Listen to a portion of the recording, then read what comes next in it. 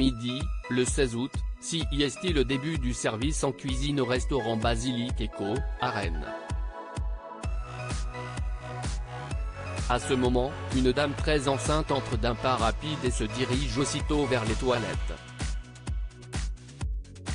Elliot, assistant manager, a beau ne pas être diplômé en gynécologie et n'avoir que 24 ans, il s'inquiète.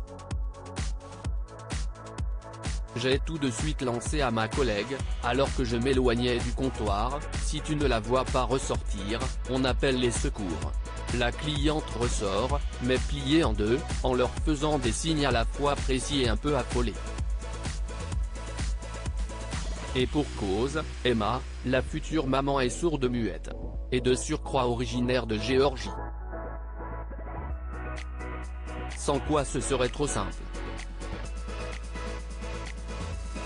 La serveuse accourt avec un verre d'eau et la fait asseoir en lui disant quelques mots qui restent sans réponse.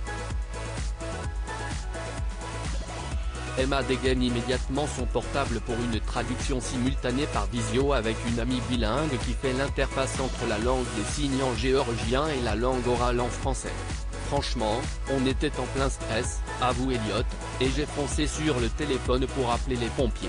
Pour couper le cordon, à part les ciseaux à pizza, on n'avait pas, s'amuse le patron Louis, le patron de la pizzeria, dont les caméras du restaurant ont filmé la suite, ne revient toujours pas. Là, comme dans un film, un médecin est arrivé pour déjeuner avec sa femme.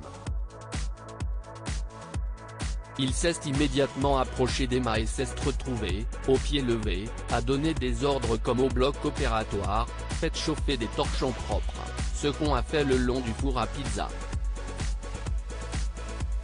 Ou donnez vos vestes pour la allonger. Et le personnel a étalé des manteaux pour confectionner un lit de fortune. Une fois Emma allongée, le bébé naît en 5 minutes. L'équipe apporte les linges tièdes pour envelopper le bébé. Tous sont en sueur, les clients hypnotisés par l'action. Vous avez de quoi couper le cordon ? Lance le médecin qui, pour la petite histoire, revient d'un enterrement. À part les ciseaux à pizza, on n'avait pas, s'amuse Louis. Ce sont finalement les pompiers, arrivés en 10 minutes, qui accompliront ce geste nécessitant du matériel stérile. Ils se prennent rapidement de tendresse pour cette famille de réfugiés qui ne roule pas sur l'or. Le bébé a été enveloppé au chaud et embarqué en couveuse, la maman sur un brancard, poursuit Elliot, et la vie a repris un cours normal.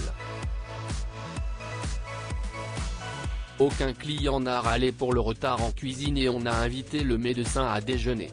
L'histoire, déjà incroyable, aurait pu en rester là, mais c'était compté sans la grande humanité de l'équipe, qui se manifeste le jour même. J'ai appelé la maternité dès que je suis rentré chez moi, sourit Elliot. Louis, le patron, envoie un texto à la famille, maintenant que vous êtes venu accoucher dans mon restaurant, je vous attends pour y manger en famille. Et, avec son épouse, ils se prennent rapidement de tendresse pour cette famille de réfugiés qui ne roule pas sur l'or. Dès la naissance, explique Louis, on a vu des coïncidences partout. Emma et son mari, Bessarion, ont appelé leur fille Mariam, et ma femme s'appelle Myriam. Ils ont un fils de 3 ans qui s'appelle Louis, comme moi. Nous sommes jeunes parents comme eux, d'un fils de 6 ans et d'une fille de 18 mois. Comme des parrains et marraines bienveillants, Myriam a proposé de donner les vêtements de leur petite à la nouveau-née, et Louis lui a offert le restaurant gratuit à vie. Dès qu'elle mangera solide, elle sera la bienvenue. Je suis heureux de me dire que chaque fois qu'elle passera devant le restaurant, elle se dira « Je suis née là ».